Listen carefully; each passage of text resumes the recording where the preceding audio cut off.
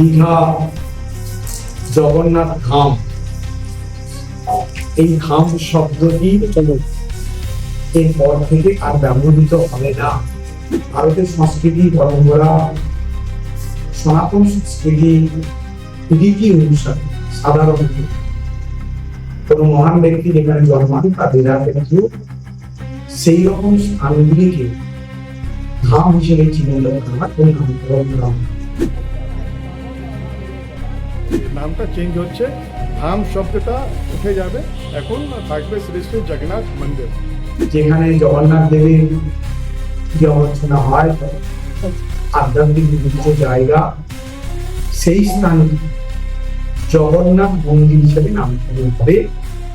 এটা রাজ্য সরকারের পক্ষ থেকে ঘোষণা হয়েছে।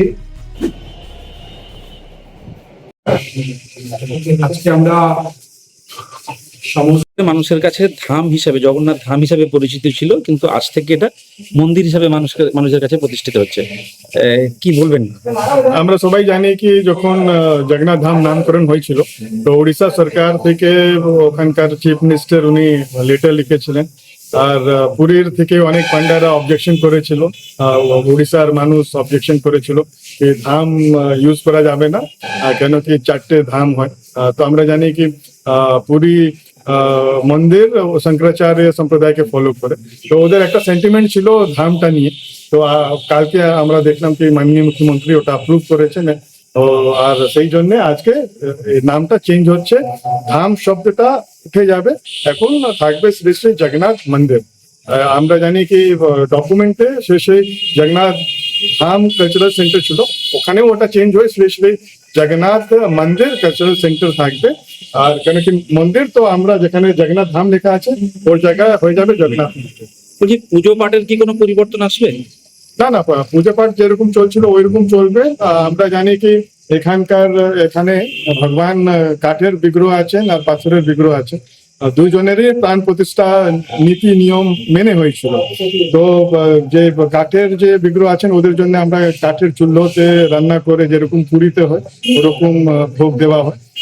তার সঙ্গে আমাদের যে গৌড়ীয় বৈষ্ণব যেটা রীতি আছে, আপনারা জানেন কি ইসকন আমরা হচ্ছে মাধবাচার্য সম্প্রদায়কে আমরা ফলো করি, গৌড়ীয় বৈষ্ণব। তো আমাদের যে পদ্ধতি আছে ওর পদ্ধতিতেও আমাদের রান্না করে ভোগ লাগানো। ইলেকট্রনিক্স এবং মিডিয়া পরিস্থিতিতে আমন্ত্রণ জানিয়েছি। গতকাল রাজ্যের মুখ্যমন্ত্রী মাননীয় শুভেন্দু অধিকারী মহোদয় একটি ঐতিহাসিক ঘোষণা করেছেন, দীঘা জগন্নাথ ধাম, এই ধাম শব্দটি এরপর থেকে আর ব্যবহৃত হবে না।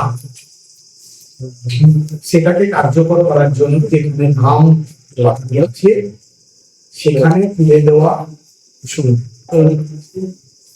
ইসকনের দায়িত্বপ্রাপ্ত রাধারমণ গুরুজি এখানে উপস্থিত আছেন, তাকে আমি প্রণাম নিবেদন করছি, প্রণাম নিবেদন করছি। রাজ্যের মুখ্যমন্ত্রী শুভেন্দু অধিকারী মহোদয় সঙ্গত কারণেই ঘোষণা করেছেন, সঙ্গে ওড়িশা রাজ্যের মুখ্যমন্ত্রীর সঙ্গে কথা হয়েছে। ভারতের সংস্কৃতি, পরম্পরা, সনাতন সংস্কৃতি, রীতি অনুসারে সাধারণত কোনো মহান ব্যক্তি যেখানে জন্মান তাদের কিন্তু সেই রকম স্থানগুলিকে ধাম হিসেবে চিহ্নিত করা। দীঘার তৈরি হওয়া এই মন্দির বিগ্রহ এর সঙ্গে